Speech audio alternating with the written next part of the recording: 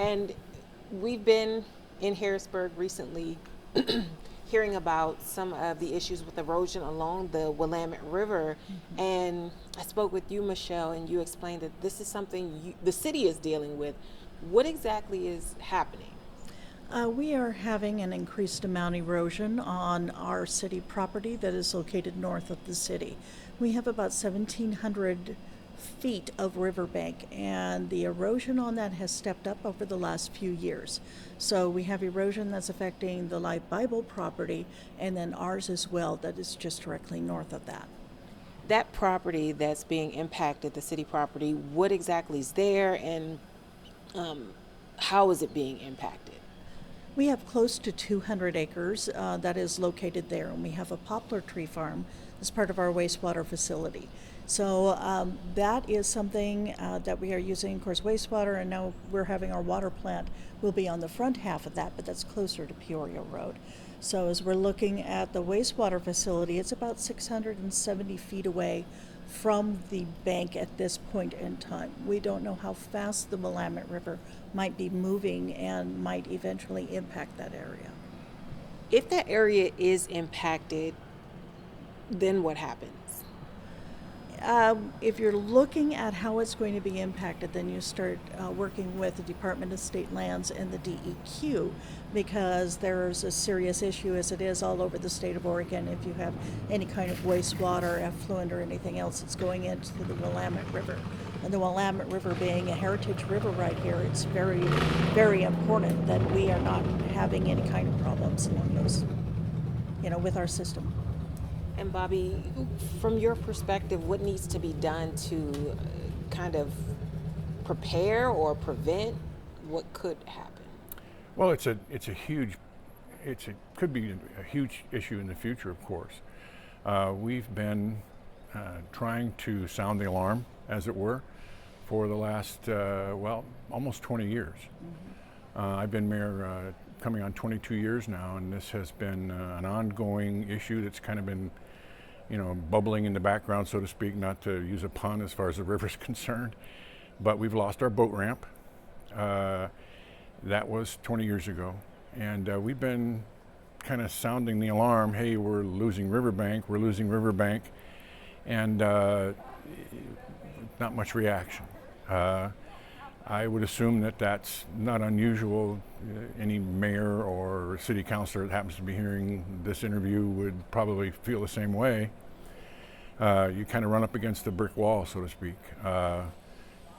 There's so many different agencies you have to work with, so many daunting regulations that's just almost beyond common sense. As far as a small town is concerned, of course, we have to live within a budget and within the parameters that are given us, and it just makes common sense for us to look forward and look ahead as opposed to waiting until there's a catastrophe.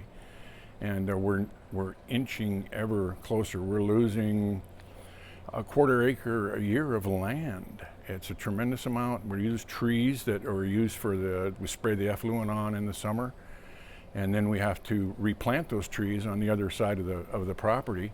So we're constantly losing trees and constantly replanting trees.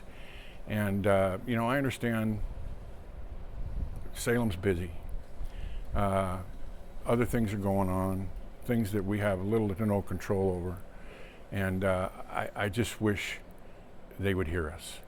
And like I said earlier, my guess is there's many small town mayors, small town city councilors that have the same desire to be heard. What agencies have you reached out to with these concerns?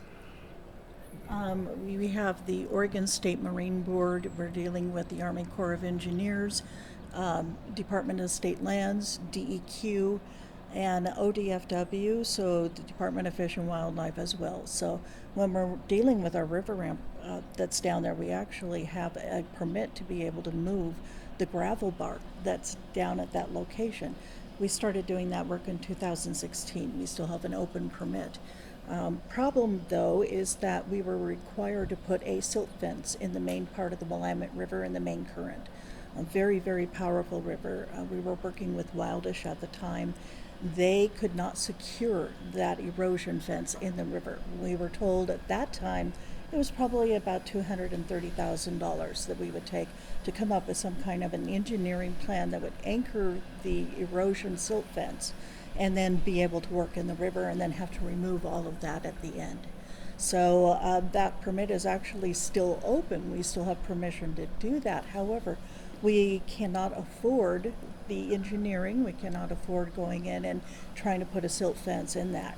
And that, of course, is going to affect us down on the riverbank that we have that's up north. And that's an even more powerful current right now. So that's one of the reasons why we're losing so much of that bank. But those conditions will still apply to any kind of remedy that we're looking at. How would the silt fence help or alleviate some of that erosion?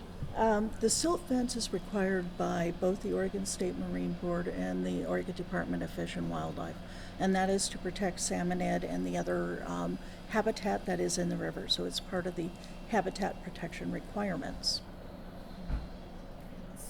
So, what would be the next step here? What can be done?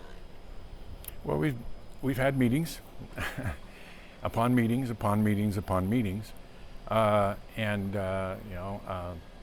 It's you get the okay from one regulatory commission, and then another regulatory commission comes in and says, no, you can't do that. So we're pinballing to a certain degree back and forth between these different regulations, the regulatory commissions, and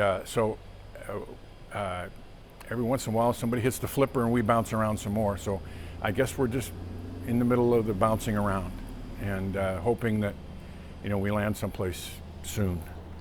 If you could estimate, how much time would you say this bank has before it really gets up close to that wastewater treatment lagoon? That we have not done a scientific study on it, and that is probably one of the next steps that we need to take is a feasibility study to determine how fast they think the river might actually be moving and how fast it's going to threaten that lower lagoon. So that is something that we need to be taking a look at in our long term. I would say right now at least we're looking at probably 50 years before it actually gets to that point, if it does indeed go in that direction.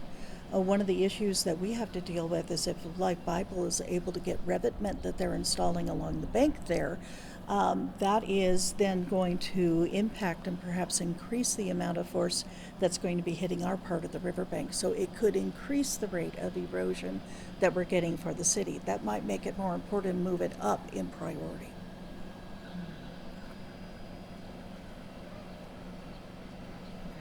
Anything else that our viewers need to know about what you're experiencing here?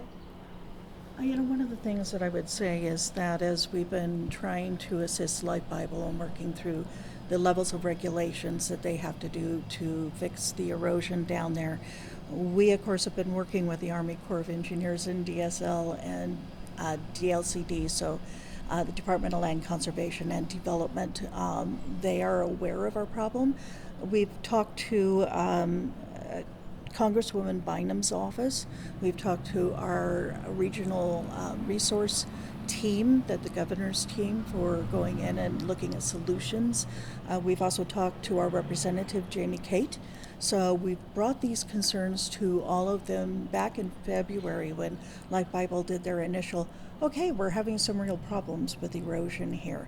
So we've been talking with all those people and those agencies on what kind of steps do we need to take next. And it's not well written out in the state for what kind of things do you need to be doing when you're dealing with this kind of a situation. And you said, let me just clarify, on the phone you said you've lost a football field? I'm sorry? How much erosion did you say you all have had at that Unscientific location? method of going back and looking over the last 10 years, it's about 1.5 acres almost that we feel that we have lost at this time. And as I said, 8 feet of bank along an entire 1,700 foot bank area over the last 3 years. So the erosion has picked up. It's not that we don't care about the river. We really do. We love the river. It is. It's our identity. It's our life. We live in it. We jump in it. We swim in it. We fish in it. We don't want anything to happen to the river.